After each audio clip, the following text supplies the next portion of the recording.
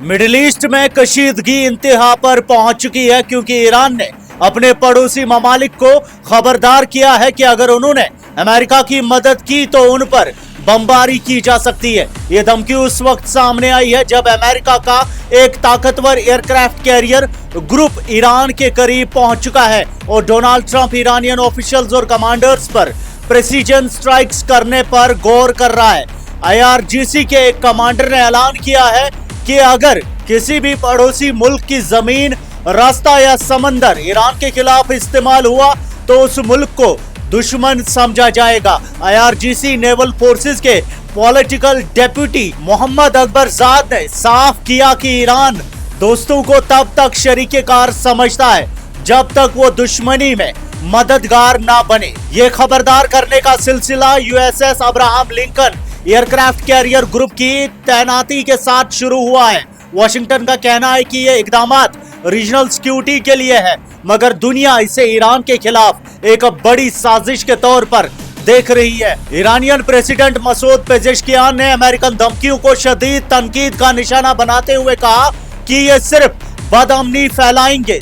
Saudi crown Prince Mohammad बिन सलमान से बात करते हुए उन्होंने जोर दिया कि अमेरिका की मिलिट्री हरकतों सकनात इस्लामिक ममालिक की इतिहाद को तोड़ने के लिए है। सबसे बड़ी बात यह है कि UAE और सऊदी अरब ने साफ कह दिया है कि अगर ईरान पर हमला हुआ तो वह अमेरिका का साथ नहीं देंगे। अगरचे ट्रंप ने बिग आर्मडा का जिक्र करते हुए फौजी ऑप्शन खुला रखा है, मगर उनका यह भी कहना है कि तेहरान मुज़ाकरात चाहता है। लेकिन इस वक्त डिप्लॉयमेंट ने पूरी दुनिया को खौफजदा कर दिया है कि कहीं कोई गलतफहमी एक बड़ी जंग का पेश खेमा ना बन जाए। वही हिजबुल्लाह के सरबराह नईम कासिम ने ऐलान कर दिया कि ईरान पर हमला पूरे खित्ते पर हमला तस्वुर होगा।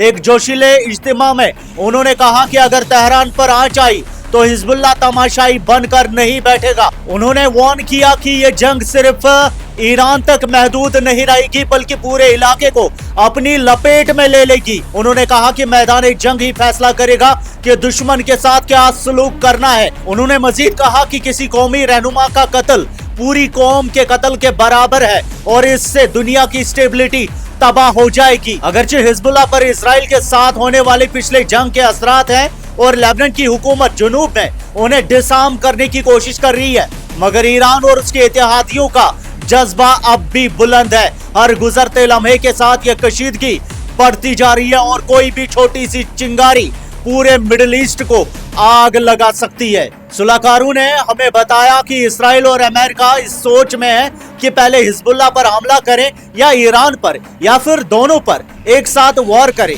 उन्होंने खुद को एक मुश्किल शिकंजे में फंसा लिया है, मगर हमारा जवाब वाज़ेह है। हम इस दुश्मनी का डट कर मुकाबला करने के लिए तैयार है। जब ट्रंप जैसा कोई शख्स हमारे रहनुमाओं को निशाना बनाने की धमकी देता है तो वो दरअसल करोड़ों मोमिनीन को ललकार रहा होता है। ये हमारा अकीदा और हमारा फर्ज है कि हम इस खतरे का मुंह तोड़ जवाब दे।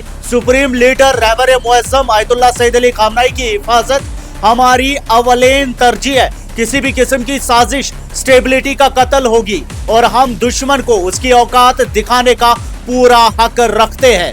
वाशिंगटन और तेहरान के दरमियान धमकियों का सिलसिला जारी है। ट्रंप ने US आर्मडा बेचकर दबाव बढ़ाने की कोशिश की है और यहाँ तक कि कह दिया कि अगर ईरान ने उन्हें निशाना बनाया तो वो ईरान को दुनिया के नक्शे से मिटा देगा। लेकिन हकीकत यह है कि USS अब्राहम लिंकन की मौजूदगी के बावजूद ईरान पीछे हटने वाला नहीं है। ईरान ने साफ कह दिया है कि वो पलटवार करने के लिए पूरी तरह तैयार है। जंग के बादल मंडला रहे हैं, दुश्मन अपनी चाल चल रहा है। आपकी क्या राय है कमेंट्स में हमें जरूर बताएं। मजीद अपडेट्स आप तक मिडिल ईस्ट से पहुंचाते रहेंगे। मैं सैयद साजिद हुसैन, GNI।